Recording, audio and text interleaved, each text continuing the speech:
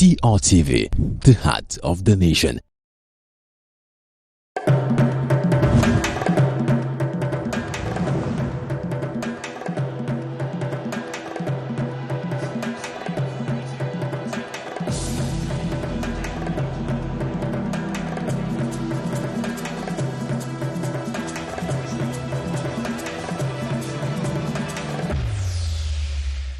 Bonjour, bonsoir et bienvenue à Sport Club.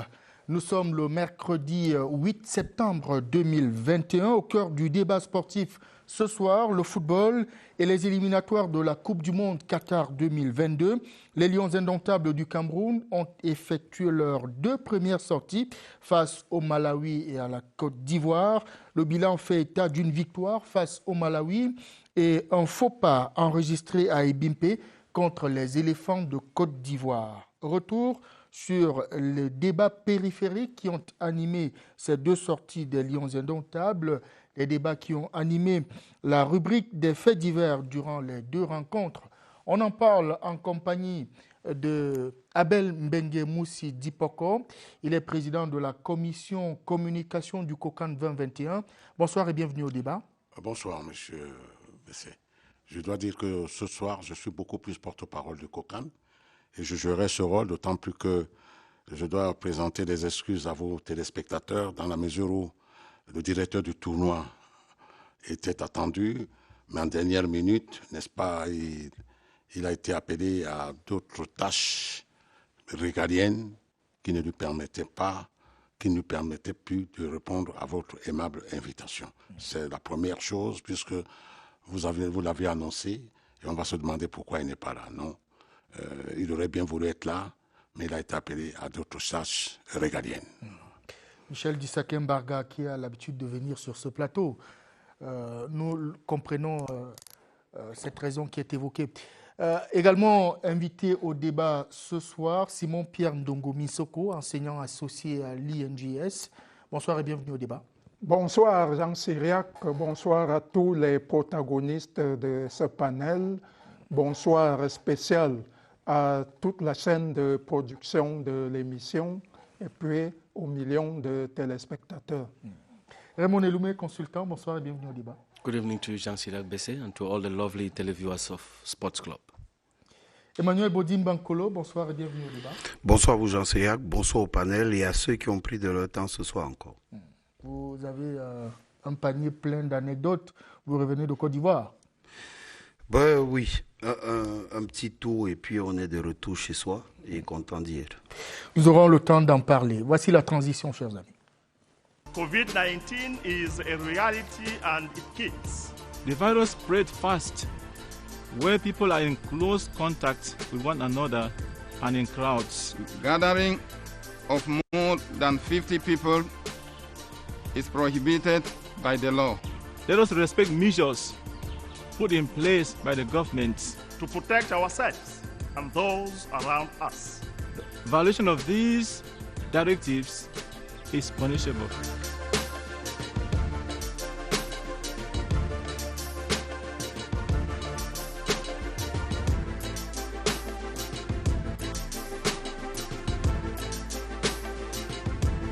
This is a message from the government of Cameroon.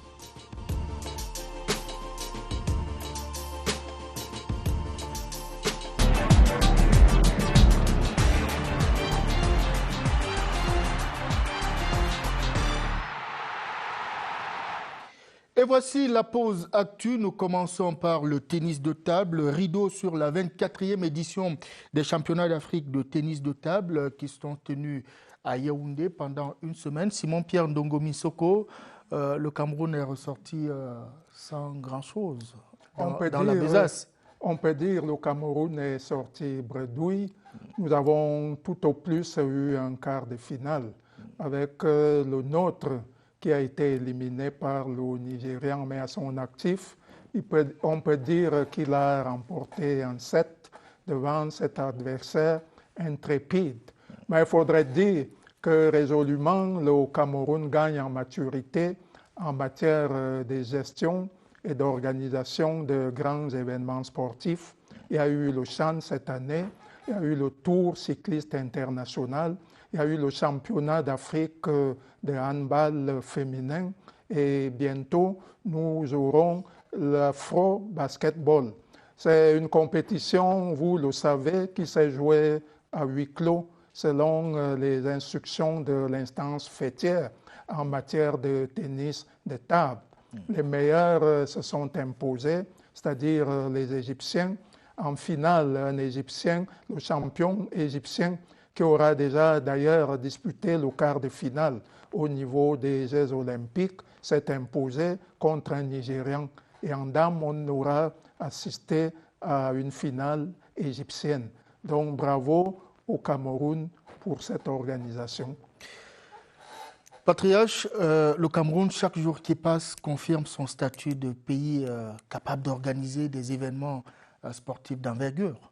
Oui, je peux dire que ça devient un hub. Ça se confirme comme un hub du mouvement sportif africain. Et pourquoi pas mondial, peut-être bientôt. Parce que ce qu'on oublie un peu de relever aussi, c'est que même dans le domaine du football, il n'est pas exclu que dans les années à venir, pourquoi pas que la FIFA nous octroie une compétition mineure, pas celle de la Coupe du Monde de seniors, non, mais une compétition mineure. Et le rythme et la cadence des événements de grande dimension continentale qui s'accélèrent, qui se succèdent sur le territoire de mon pays, prouve à suffisance que l'Afrique a besoin du Cameroun pour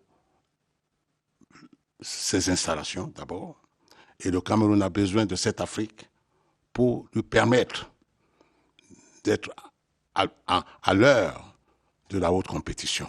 C'est de ça qu'il s'agit, c'est ça qu'il faut retenir, au-delà des émotions, parfois puériles, parfois justifiées. Et je crois que ce sont des défaites qui peuvent nous amener, des contre-performances qui peuvent nous amener à aller de l'avant. Emmanuel Bodim-Bankolo, réunir 130 pongistes issus de 16 pays pendant une semaine en pleine période de Covid et que tout se passe normalement, il y a de quoi s'enorgueillir. Oui, énormément. Il faut pouvoir s'enorgueillir. Je me rappelle, je crois que j'y étais le jeudi et ça m'a plu de voir cette salle-là compartimentée avec des pongistes qui étaient à l'échauffement et autres. Et je me disais, mais finalement, ce qu'on voit ailleurs, ce qu'on observe ailleurs, on l'a chez nous. Et ça, c'est bien. Ça, c'était déjà, pour moi, une très grosse victoire. Parce que, quel que soit les cas, vous avez d'abord la victoire sur le plan infrastructurel et sur le plan organisationnel.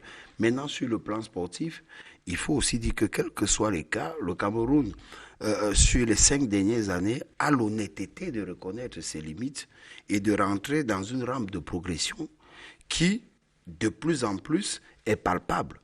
Si on prend le land tennis camerounais, le tennis de table, je voulais dire, on sait ce qu'il était il y a une vingtaine d'années ou encore 25 ans. C'était un véritable fleuron de notre mouvement sportif. Mais après, il y a eu un dysfonctionnement qui a fait qu'on a régressé.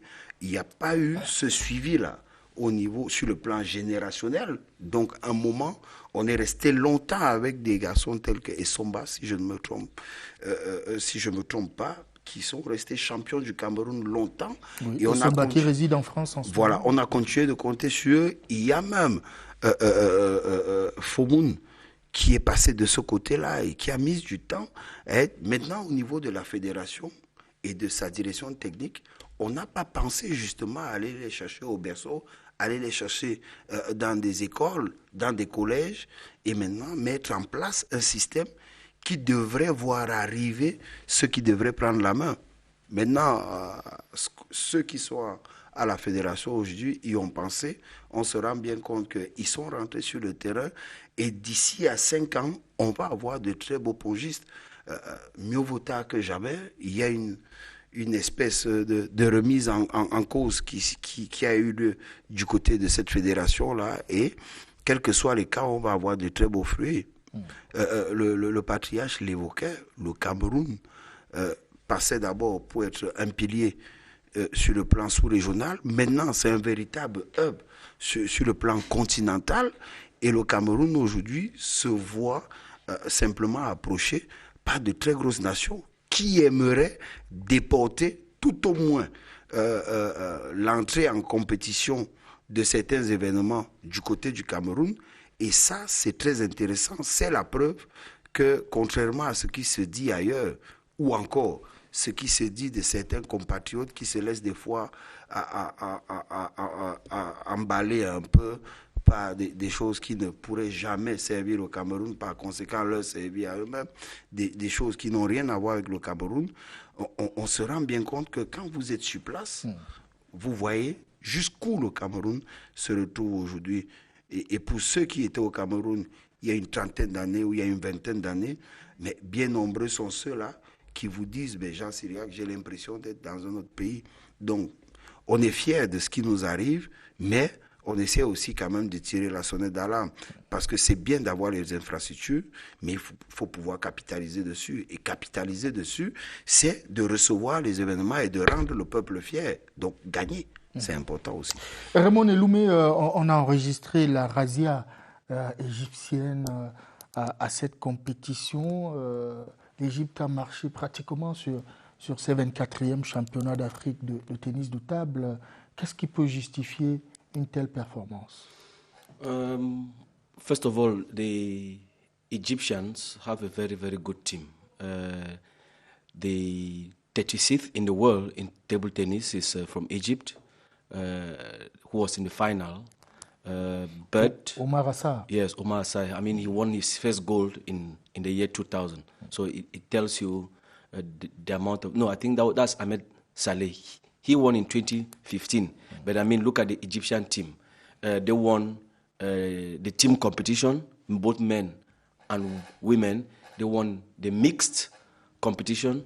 But I think Nigeria was able to win the doubles. But the women, the Egyptian women also won the doubles. I think Egypt have a very good working federation. If you look at even the list, the executive list of the International Table Tennis Federation, you have 2 members from Egypt, you have 1 from Nigeria.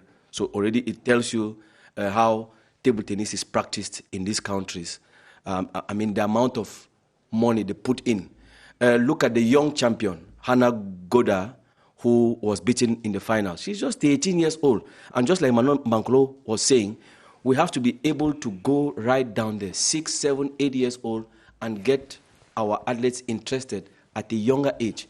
I think everybody was impressed by Hannah Goda, how she beat the defending champion in the semifinals for her to be able to make it in the finals. And we had a new champion this time in the ladies. I think a lot of work has to be done at the level of the federation, because it's true that when you organize, you are not maybe supposed to win, but our only hope was Igor Bulmi. Out of the 12 athletes that Cameroon had, our only hope was Igor Bulmi, who was beaten, just like Simon Pierre was saying, was beaten in the quarterfinal. So I think we have a lot of work to do, both for male and female. We have to be able to replace the Victorine Formos, the Sarah Handfuls. We have a lot of work to do. But in terms of organization, I think it was wonderful. And we are moving towards the Afro-Basket in some few days to come. Et je précise que c'est la 3e fois en 10 ans que le Cameroun accueille cette compétition, les championnats d'Afrique seniors, dames et messieurs, de tennis de table. Passons à présent au volleyball pour parler de la CAN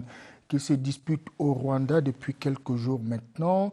Le Cameroun est dans la danse. Emmanuel Bodin Bankolo, il y a eu une rumeur qui annonçait le Cameroun forfait. Elle a été balayée. Mais vous savez, on parlait de ça tout à l'heure, le fait de certains compatriotes qui, des fois, ne vont pas à la source, ne vont pas chercher la bonne information et après créent de la panique, créent même de la pagaille, je voudrais dire, dans les réseaux sociaux. Et des fois, ceux qui voient en ces compatriotes des personnes crédibles en font le relais et vous pouvez entendre parler même au niveau des médias, au niveau de la radio, de la presse privée, des médias privés, qui en font des éléments de leurs journaux, et ça va dans tous les sens. Non, je crois que ça a été simplement un problème de transfert de fonds. Juste cela, c'est-à-dire que la Fédération camerounaise de volleyball, via la banque, a simplement exercé un transfert de fonds qui a eu quelques heures de retard. Et conséquemment à cela, vous avez donc des compatriotes qui ont enflammé la toile disant que le Cameroun était pratiquement forfait.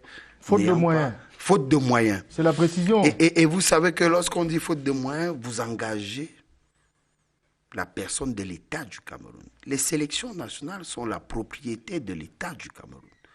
Alors, vous êtes en train de dire au monde que le Cameroun, qui a mis des milliers de milliards dans l'infrastructure, le Cameroun qui a toujours été respectueux de l'effort de ses compatriotes, de ses fils, a envoyé certains de ses fils à Kigali et a décidé simplement de les voir rapidement excommuniés d'une compétition. Cameroun, faute de moyens, quand vous êtes un Camerounais et que vous utilisez de tels termes, est-ce que lorsque vous décidez de vous mettre derrière votre clavier, vous avez pris le temps de vous regarder quand même dans la glace et de vous rendre compte que vous parlez du Cameroun en parlant de faute de moyens? C'est ce qui est souvent grave et c'est ce qui est souvent choquant. Mais après, on se dit, bon, ok, libre à chacun. Ce que nous, on a comme devoir, c'est simplement de faire jaillir la vérité et d'apporter la bonne information. C'est entendu. Et on a bien vu la mise au point de la Fédération camerounaise de volleyball en circulation dans les réseaux sociaux. Patriarche, là encore, il y a des pêcheurs en eau trouble. Ce qui me désole parfois en vous, les modérateurs des émissions sur des chaînes officielles, des chaînes de responsabilité et responsables, c'est ce jeu de mots. La presse camerounaise n'est peut-être pas vagabonde, mais elle a un comportement vagabond. J'entends par là une recherche perspicace de l'information. La presse camerounaise a un comportement vagabond. Pourquoi? Parce que de nos jours, avec les mesures de sécurité prises dans le transfert des fonds, parfois ça prend un mois. Peut-être que ceux-là qui disent ça n'ont même pas de compte en banque. Moi, j'ai un compte en banque depuis l'âge de 16 ans. Peut-être que les gens là n'ont même pas de compte en banque et ne connaissent donc pas le mécanisme des transactions aujourd'hui plus que jamais. C'est de ça qu'il s'agit. Parfois, ça prend un mois. Parce que ça peut passer de Londres pour arriver à Paris, ça peut passer des États-Unis pour arriver à Londres. Ça peut prendre parfois un mois, les transactions. Et ça doit être contrôlé au départ. C'est-à-dire votre fondé de pouvoir. Lorsque vous faites un transfert de fonds, le fondé de pouvoir de votre banque vous demande c'est pourquoi. Et lorsque cet argent est transféré d'un point à un autre, via un point à un autre, les fondés de pouvoir de ces banques ont le droit de demander à la banque émettrice de quoi s'agit-il. Il suffit tout simplement de maîtriser ces données. C'est pourquoi je parle d'un comportement vagabond. Il faut que la presse camerounaise se mette au travail. Il faut que la presse camerounaise soit perspicace et qu'elle ne soit pas vagabonde. De quoi vous accusez la presse officielle? Parce que c'est pas non, là je que n'ai vous pas avez accusé la commencé. presse officielle. Ce n'est pas vous qui l'avez dit. La CRTV n'a jamais dit que le Cameroun est insauvable. Parce que c'est de ça qu'il s'agit. Lorsque j'ai lu le titre, on dit que le Cameroun est insolvable. Le titre que moi j'ai lu veut tout simplement dire que le Cameroun est insolvable. Nous avons lu la même chose. Et c'est très grave. Le Cameroun est finalement entré dans la compétition, Simon-Pierre Ndongo Soko, entrée victorieuse. Entrée victorieuse contre la RDC, 3-7-1. Un match qui commence un peu difficilement parce qu'il fallait bien que les gars s'adaptent. Certes, ils ont remporté le premier set, mais ils ont perdu le second 22-25 avant de revenir en roue libre pour les deux derniers sets. Il faudrait dire que le Cameroun est à la recherche de son troisième métal doré après celui de 1989 et celui de 2001. Et le métal a glissé entre ses doigts lors de la dernière édition où il menait au tie-break au dernier set. Il menait, je crois, 12-11 et il s'est fait rattraper. L'équipe me semble assez bonne avec un staff technique nouveau. le coach Mayam aura passé la main. Et cette fois-ci, c'est le coach Guy Roger Nanga qui a 2 assistants, notamment Nyacho et un deuxième entraîneur, Abbas Maloum, l'entraîneur de FAP Volleyball Club. Et le groupe est assez soudé parce qu'on retrouve plusieurs anciens. Notamment, on a des gars comme Ahmed Awal, le passeur. On a un bras fort et puissant, certainement le plus puissant d'Afrique, celui de Kodi.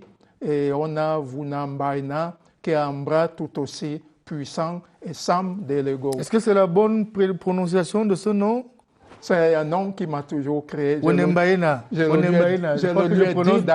lui ai dit que j'ai toujours des problèmes avec son nom. Mais ce qui me réjouit dans cette équipe, c'est l'entrée d'un jeune, c'est-à-dire le jeune Kavogo, Landry, qui était déjà le meilleur joueur de la CAN des U19. Et il a été l'une des plus grandes satisfactions du Cameroun lors du dernier tournoi mondial, avec en moyenne 16 points à chacune des rencontres. Vous voyez qu'il y a une bonne synergie, un bon panachage entre les anciens et les nouveaux. Je ne doute point que les Camerounais iront loin dans une poule, somme toute abordable. Parce qu'après ça, ils ont le Mali aujourd'hui, je pense à 15h, et puis ils auront le Burkina Faso et je pense le Niger. Voilà, une poule abordable. Raymond Eloumé, en dehors des hommes, il y a également les dames qui vont entrer en scène très bientôt. Que peut-on attendre des 2 sélections nationales du Cameroun au Rwanda? I think we all know the strength of the women. I think they were the first team to win a competition that we've hosted here in Cameroon. Football is still looking for its first win here in Cameroon. I mean, like we've always said, the Volleyball Federation is always well run. But when Emmanuel Mankulo is talking about bank issues, I mean, it is not today that you have to affiliate your team. I mean, we've seen in football many times that we've had hotel managers accusing Cameroon not being able to pay hotel bills, that maybe we've affected a special flight and somebody says, I'll pay with my bank card, and they said no. I mean, it has to be done with a bank transfer and things like that. But I think on the pitch, volleyball talks. And if we look at the men, starting with the men, I think the four groups, for me, each of the group heads are favorites. Group A, you have Rwanda. Group B, Tunisia. Group C, Cameroon. And Group D, Egypt. Talking about the women, I still feel that our women are still top here in Africa. And after the men, I think the women are always going to make us proud. I don't know whether volleyball has taken from football, because now in football, the women are making us very proud. So the women volleyball team has always been a very, very good team, and we expect them to continue in that same light. Emmanuel Bankolo, vous avez pris les dernières nouvelles de nos plénipotentiaires au Rwanda. Tout va bien? Non, mais il faut dire que jusqu'ici tout va bien. Et contrairement à ce qu'auront subi les basketteurs, peut-être il y a un rattrapage de la part des autorités rwandaises et même de ceux qui gèrent le mouvement sportif rwandais. Contrairement aux basketteurs, les volleyeurs sont mieux traités. Il y a eu un rattrapage aussi par rapport aux tests Covid et tout. Donc l'environnement est un peu plus sain. Et je crois que tout cela concourt aussi au fait de ce que les garçons puissent avoir les meilleurs résultats qui soient. Il ne faut pas se le cacher, le Cameroun va simplement pour essayer de gagner les 2 CAN. Côté garçons, que ce soit les joueurs, les volleyeurs ou le staff, ils vous disent que eux veulent pouvoir ramener cette CAN au Cameroun et enchaîner en 2023 dans l'optique de ce que le Cameroun pourrait accueillir en 2023 la CAN de volleyball. Les filles, c'est le même langage. Elles veulent pouvoir simplement enchaîner et être dans la passe de 3, ce qui serait quand même quelque chose pour ce qui est de la sous-région quelque chose d'exceptionnel qu'un pays de la sous-région enchaîne 3 CAN successivement et probablement face au même adversaire, ou tout au moins ayant ce qui est encore l'ogre du volleyball féminin en Afrique, le Kenya, comme adversaire ou encore comme participant à la compétition. Ce serait quelque chose de fabuleux et d'exceptionnel. Donc, c'est une structuration qui permet aux filles comme aux garçons d'être concentrés. Ndongo Missoko a évoqué le fait de Kavogo. Il est mis dans la même veine que Manuel Abimbine, à l'époque, qui à 14 ans faisait le déplacement du Brésil avec la sélection A chez les dames. À cette époque, il y en a qui disaient ça doit être la fille du président. Comment une fille à 14 ans peut faire partie de la sélection A? Sauf que, en 2017, juste 3 ans après, et à la fleur de ses 17 ans, c'est elle qui offre au volleyball camerounais sa première CAN en Égypte. En 2019, je veux dire, à pratiquement 19 ans, c'est elle qui offre la compétition. Et en 2017, elle était déjà là lorsqu'on gagnait la CAN de volley au pays. Mais c'est elle pratiquement, parce qu'il faut se dire qu'on était mené dans cette tie-break-là de 4 points d'écart. Le coach Akono l'a fait rentrer au service et il claque 5 services d'affilée. À cet âge-là, comment on fait pour avoir le bras qui ne tremble pas? C'est simplement parce que malgré l'âge, on a acquis en expérience et en maturité, puisqu'on est dans l'effectif depuis 5 ans, depuis l'âge de 14 ans. C'est ce qu'il faut voir. Le jeune Kavogo, qui a commencé à faire ses classes en sélection intermédiaire, ne peut pas se sentir frustré chez les A, parce que dans cette sélection des A, il y a des garçons qui ont été coéquipiers avec lui en Coupe africaine, puisque le jeune Kavogo a fait partie de l'expédition du port autonome de Douala en Coupe africaine et avait un statut pratiquement de titulaire, lancé dans la cour par un ancien capitaine des Lions, Jean-Patrice Ndakimboulé, qui a estimé qu'il faut faire confiance aux jeunes.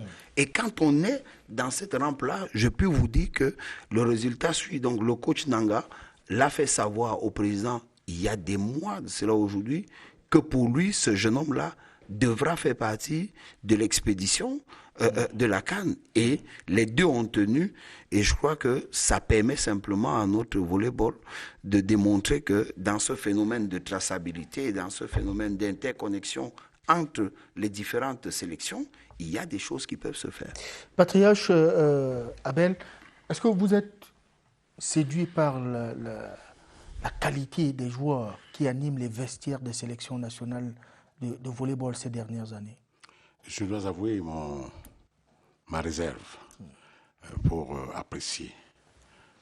Parce que même au niveau du football, je n'entre plus dans le cercle fermé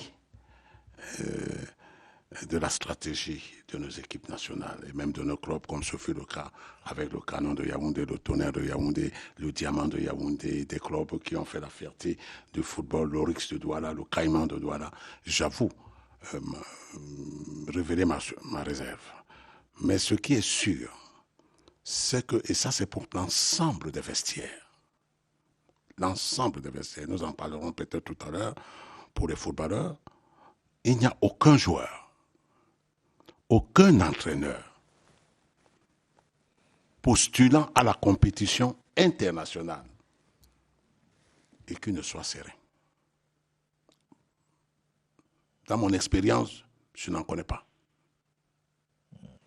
Quand en cas de défaite ou de déroute ou de contre-performance déroutante, l'entraîneur est le plus malheureux. Le joueur est le plus malheureux de ne pas avoir atteint. C'est pourquoi vous voyez aux Jeux Olympiques ou bien sur des stades de compétition, des joueurs s'écrouler en pleurant. Pourquoi n'ai-je pas réussi? C'est parce que toute sa sérénité accumulée n'a servi à rien. C'est de ça qu'il s'agit. Est-ce que ce que vous dites, Patriarche Abel Benguemou Sidipoko, est vrai lorsque les paris sportifs rentrent en scène?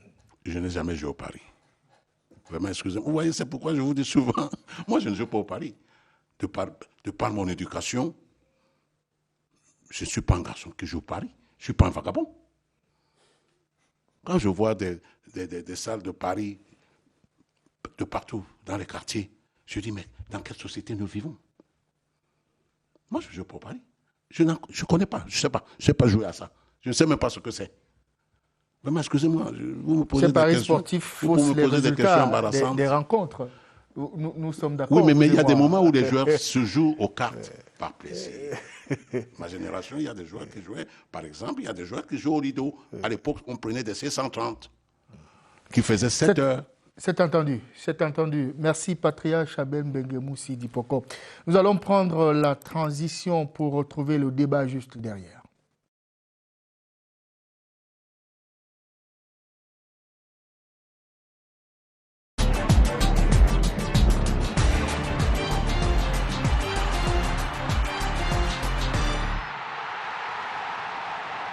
Voici venu l'heure du débat. Et ce soir, nous parlons des éliminatoires de la Coupe du Monde 2022 Zone Afrique. Retour sur les 2 premiers matchs du Cameroun. Le Cameroun qui a été victorieux face à la sélection nationale malawite vendredi dernier.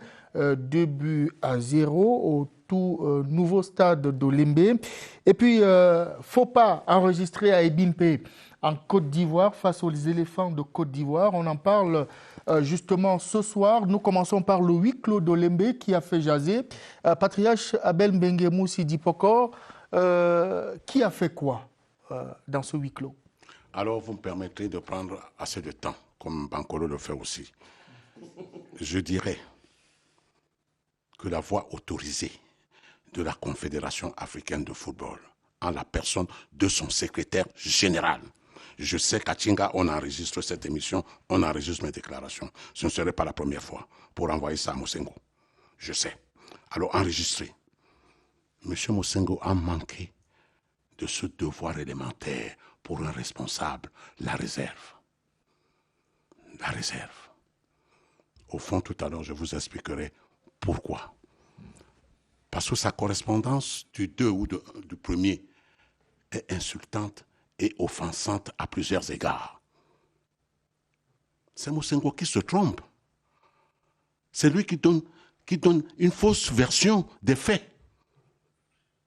Jeudi, le stade de Lembe remplissait toutes les conditions. Je dis le stade de football de Lembe remplissait toutes les conditions. La pelouse était parfaite.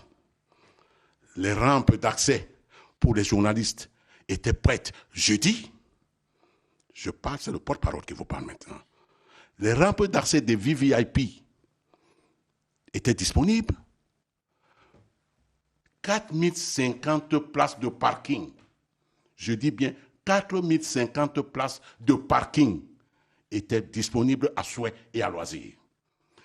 2 espaces parking de 1000 places pour le grand public. Un espace de 2000 places pour les VVIP. Et puis 50 places pour la loge présidentielle, c'est-à-dire les VVIP. Tout ça, jeudi soir, était disponible. Et je m'excuse de donner le nom de la société sous-traitante qui a effectué un travail de tétan jeudi soir. Toute la journée de jeudi jusqu'à 22h. C'est la société 3N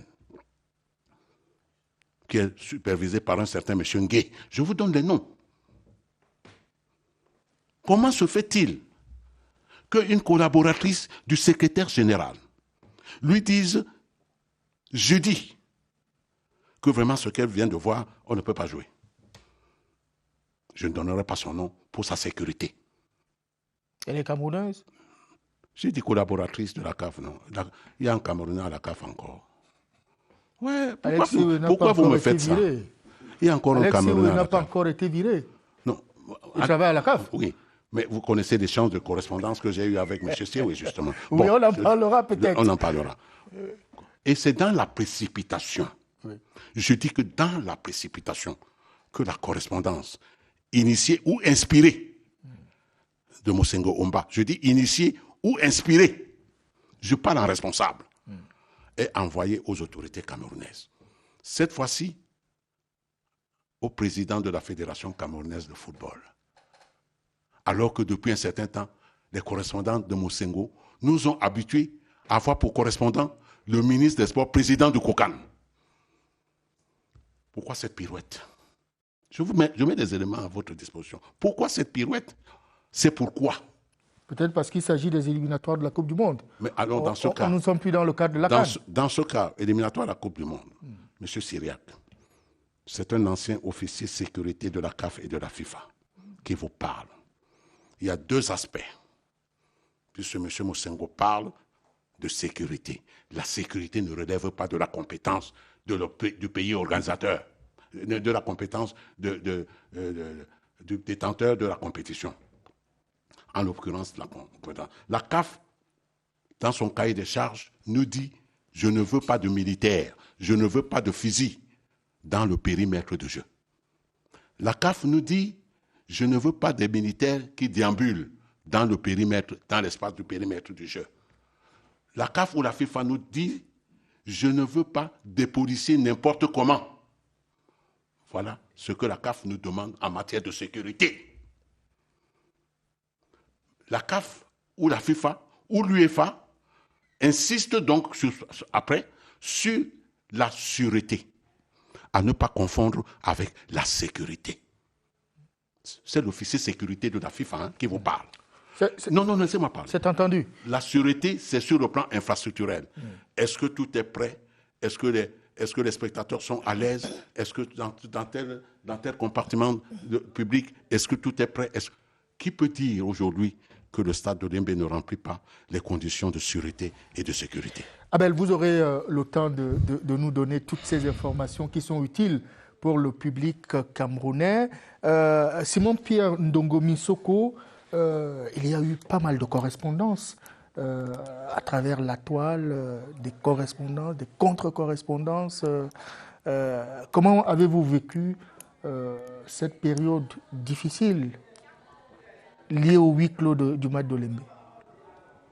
C'était plutôt stressant pour un observateur et surtout un patriote. Parce que, vous savez, en même temps qu'on reçoit ce genre de correspondance, nous avons entre nous des débats et des échanges. Vous aurez d'un côté les ardents partisans d'un camp et les décharnés détracteurs de l'autre camp dans cette espèce de jeu de ping-pong. Finalement, on ne savait plus par quel vent se laisser balancer. Mais j'avoue que nous devons faire un effort pour que quand nous sommes dans ce genre de situation, nous fassions dans une espèce d'union sacrée. On a entendu de toutes les couleurs, on a vu toutes les couleurs, il y a eu tous les sons de cloche au regard de ces correspondances et au regard des images qui étaient publiées ici et là sur la toile. Il vous souvient que certains sont même allés loin jusqu'à filmer un camion à l'intérieur d'un stade avec des poteaux pour nous dire que ce camion prenait la direction du stade d'Olembe. Vous imaginez? J'ai dit à certains, nous devons avoir le doute méthodique, le doute cartésien. Nous devons avoir ce qu'on appelle, devons tabler sur ce qu'on appelle la théorie du vraisemblable, avant d'être des followers passifs, comme quelqu'un a eu à le dire. Comment on peut imaginer qu'il y ait des stades annexes, il y en a au moins 2, avec des poteaux? Je pense que ceux-ci sont réglementaires. Et vous voulez qu'on traverse la ville, qu'on vienne jusqu'en Fandena prendre des poteaux au niveau du vraisemblable, c'est n'importe quoi. Ensuite, je me dis même, nous avons des techniciens qui sortent des SAR, des CETIC, des centres multifonctionnels de promotion des jeunes, ou alors ceux qui passent par le PIFMAS, que vous connaissez au ministère de la Jeunesse et de l'Éducation civique, qui peuvent fabriquer les poteaux en moins d'un jour ou en 2 jours. Alors on nous dit que les poteaux sont partis de Mfandena pour Olembe. Je pense que c'est insultant. Est-ce que prendre les poteaux d'Olembe, d'Mfandena pour Olembe est un péché? C'est le matériel dans notre pays? quand bien même ce serait le matériel d'un même pays, mais je me dis, je parle toujours de la théorie du vraisemblable. Si on a jeté un regard un tant soit peu curieux sur toutes les visites que le ministre des Sports et de l'Éducation physique a effectuées au stade d'Olembe, aussi bien tout seul en tant que ministre de la République que lors de ses descentes avec le secrétaire général de la CAF. Moi, j'ai toutes les photos, j'ai toutes les images. À partir du mois de juin, du mois de juillet, moi, j'ai vu des poteaux qui étaient déjà là. Je peux à tout moment ressortir ces images. Ce n'est pas mauvais qu'on prenne les poteaux en Fandena, mais soyons vrais, disons vrai, ne manipulons pas les Camerounais à des fins politiques et idéologiques. C'est entendu. Raymond Eloumé, vous étiez assis non loin de moi, au stade d'Olembe, le jour de ce fameux match contre le Malawi. Est-ce que tout ce que nous avons lu à travers les réseaux sociaux ces derniers jours reflète la réalité? Que reproche-t-on à ce stade? It is funny that we have something historic in our country. There are not many countries in Africa that can boast of a 60,000-seater stadium. That's number one. There are not many countries in Europe that can boast of a 60,000-seater stadium. And then you have one in your front door, and then you are not proud of it. The day before the encounter, I was in Olembe to watch the Lions train. The day of the match, I was there at 12 noon to be able to follow up everything that's going to happen. Because for me, it was a historic event. And I saw all the preparations that the Cameroon government made, that the organizers, the COCAN, made for this match, this particular match, for it to be a success. The day before, that is the press conference of the team from Malawi, the coach himself said it. He said, it is very rare for an opponent to treat you very, very well.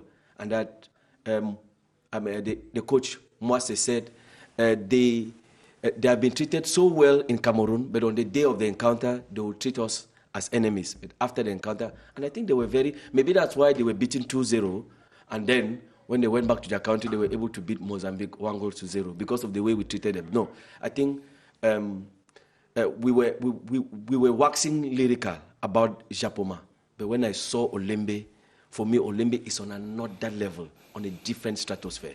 I mean, when you see it, you have a point where you stand and where you get the whole view of the stadium. I mean, it's as if we were on a Champions League night in Europe. I think people should have that sense of patriotism. I don't know if those of us who went to Class 6 who did civics, because I know that today people are doing citizenship, étude de la citoyenneté. We did civics. No matter how much you criticize, but you don't stop being a patriot. That should be the first and most important thing. The Olembe Stadium was ready. I mean, we were there all night. It was a wonderful feast. Not only the communion with the players, the communion with the small reserved public that was there. In my opinion, I think it was a poor idea of excluding the private press, because I think where the minister tried as much as possible to try to arrange things was when he asked for special authorization for the private media, which came from different countries. But I think in that small amount, they could have called even selected press media men to cover the event. But what was even good was that still in that night, we had people of the private press who were there. So, which shows that I think... On posera la question au président de la commission communication du COCAN tout à l'heure. From private press who said, okay, Cameroon won, and they saw the images. I think those images went a long way, because you have people that they saw the images and they were like, is that Cameroon? Is that the Cameroon I left? Is that the Cameroon that people keep talking about? So just like Patriarch Abembenge was saying, inspectors come to the country. It means they have their checklist. You cannot come, you say, changing rooms. Olembe has 4 changing rooms, not 2, 4. And you have 2 inlets for the 2 opposing teams. The Cameroonian boss came in here, the boss from Malawi came in here. There is no mix-up. They don't even meet. The changing rooms are so separated that there is no meeting. you have the FIFA office. That is, they have their own changing room and their office. I mean, you have Olembe is an international stadium built with international standards. So when people talk, we who have been there, we are the only ones to be able to tell them that this is what is present. So, I mean, from all this information, from all what we have been able to see, how can people doubt that we are not going to organize an AFCON? And how can people doubt that that particular Olembe was? Because when I saw images of, they said there was mud on the floor, that it could not host the competition. And then they all saw the images at 8 p.m., how the stadium was shining, it was bright. People even forget that when we were leaving out, there was a massive population outside, all around the streets of Olembe, who were happy to see the Lions coming out, who were happy to see the players from Malawi come out. So I think it was a feast, but I think October and November gives us an opportunity here in Cameroon to be able to redress some of these issues in the match against Mozambique, in the match against Ivory Coast. Emmanuel Bodim-Bankolo, est-ce que ce n'est pas l'exclusion, entre guillemets, de la presse privée qui a mis le feu aux poudres? On a tout vu, tout entendu. L'exclusion venue de qui et par rapport à quel process? Moi, il y a encore 48 heures, je disais à un homme de médias, via un forum, je lui demandais d'être fier du pays auquel il appartenait, fier de ce que tenait ce pays et de ce que faisait de lui ce pays. J'espère qu'il m'a compris. Ce que je veux dire, le Camerounais lambda n'avait pas l'information de ce que la Fédération ivoirienne avait écrit et, associé à sa note, avait fait parvenir à la FIFA et à la CAF un protocole sanitaire, avait démontré comment est-ce qu'elle devrait contenir le public et s'assurer de ce que tout spectateur ou tout individu qui rentrerait dans l'enceinte du stade, donc ils avaient mis en place une espèce de bulle sanitaire.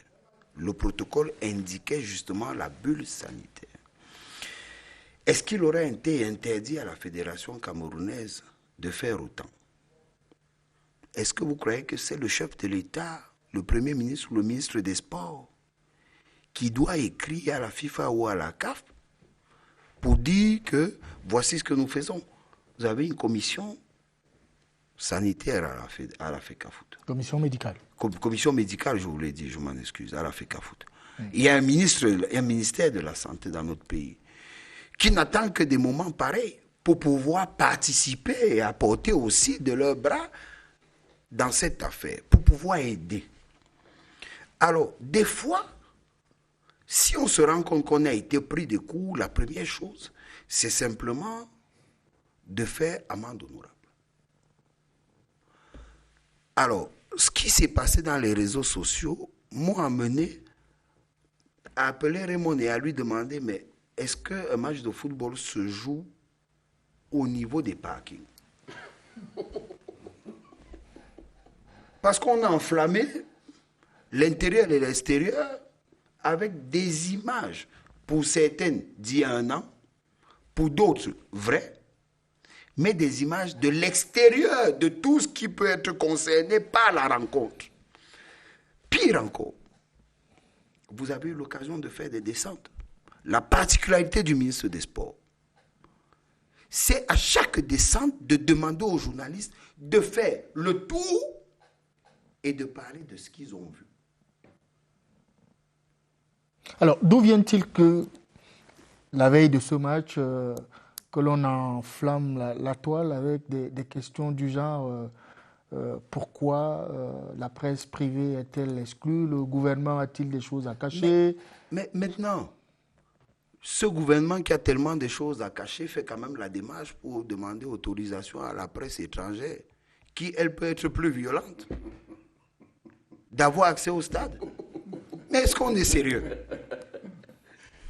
Quelle est la relation que le gouvernement camerounais peut avoir avec la presse étrangère? Mais s'il faut parler de manipulation, c'est la presse locale qui peut subir ces éléments, mais pas la presse étrangère. Quand on sait ce que l'extérieur pense du Cameroun. Parce que je veux vous dire qu'il y a très peu de pays qui sont d'accord avec ce que nous avons.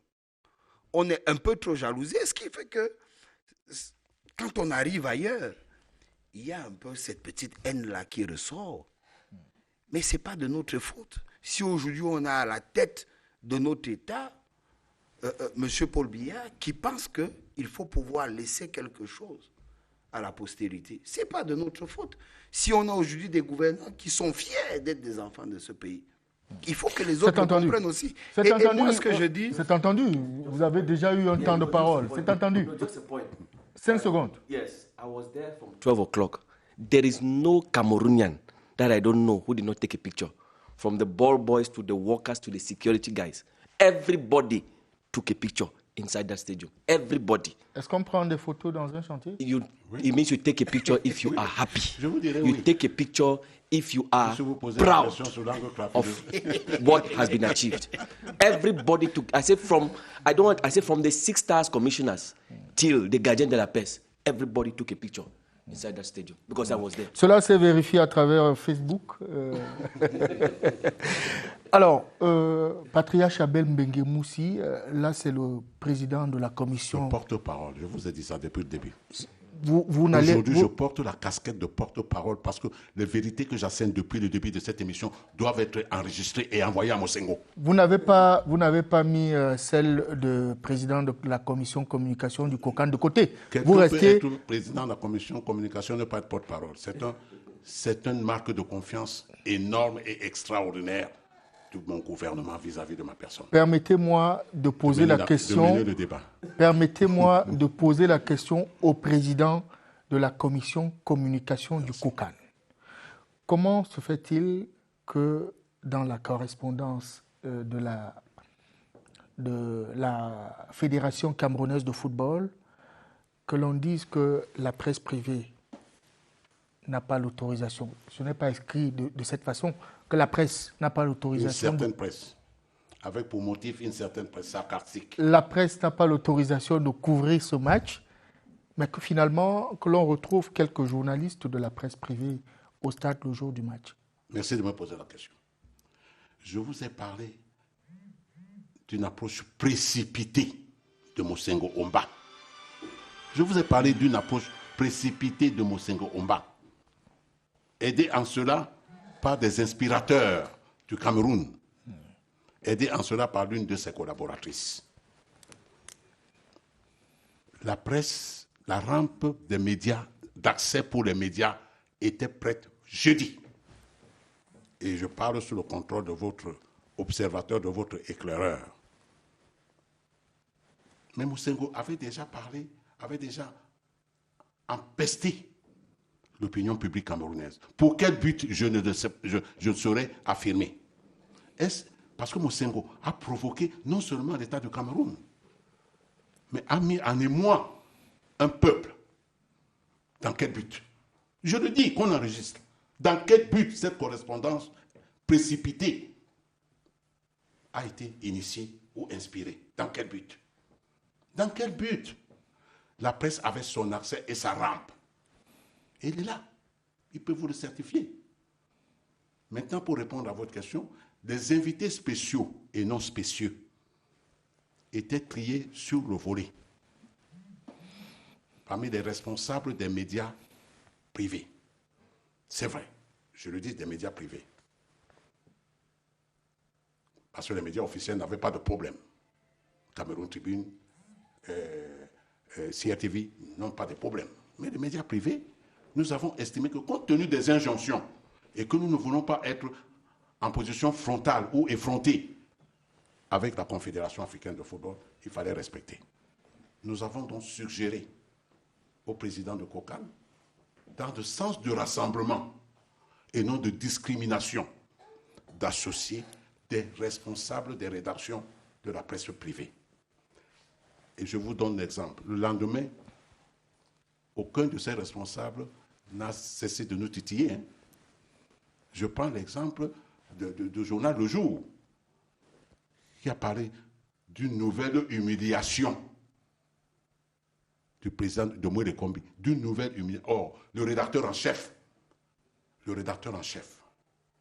journal Le Jour faisait partie des invités spéciaux. Alors, quand vous voyez donc tout ça, je l'ai bien vu c'était au pour stade. cacher quoi?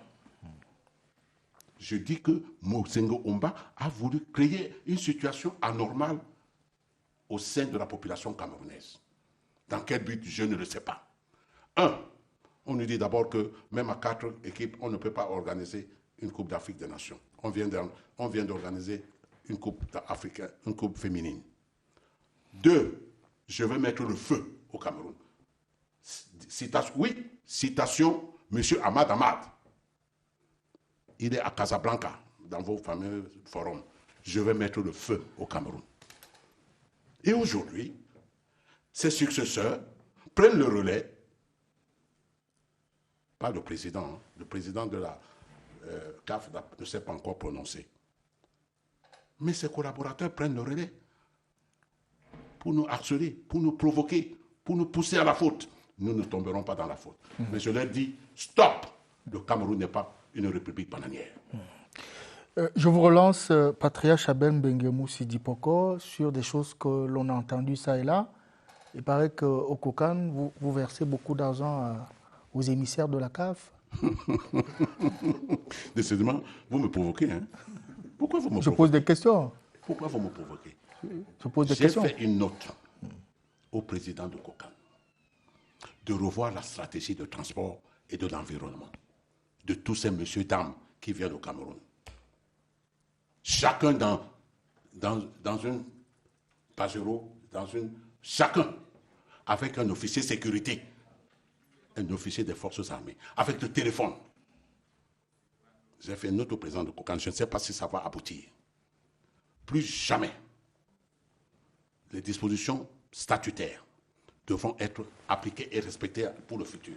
C'est-à-dire, 2 voitures pour le secrétariat, pour les gens du secrétariat sur chaque site, pour leurs courses professionnelles.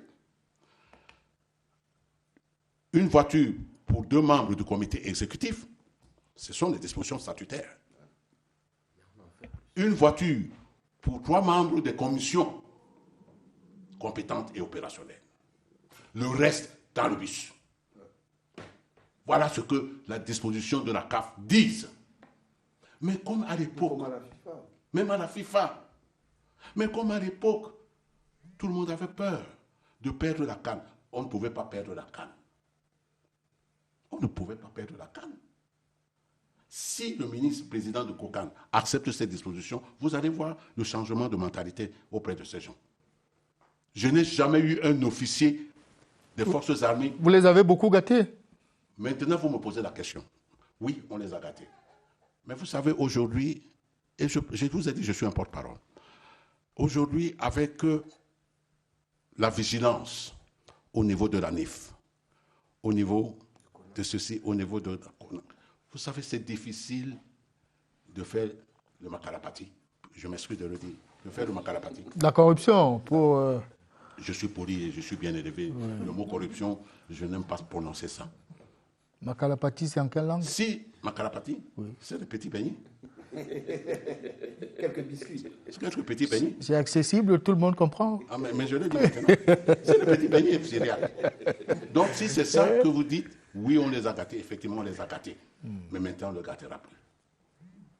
Sauf si le président de Kokan ne donne pas quitus à ma correspondance. Parce que je l'ai demandé. Je l'ai dit à monsieur le directeur. Malheureusement, il n'est pas là présent. J'ai fait ma note qui a transité par Dissaké, le directeur du tournoi. On en a fait un peu trop. On va jusqu'à leur donner. Ils exigent même des montres 4G, des téléphones 4G. Voici une montre de la CAF. Je l'ai portée exprès. Voici une montre de la CAF.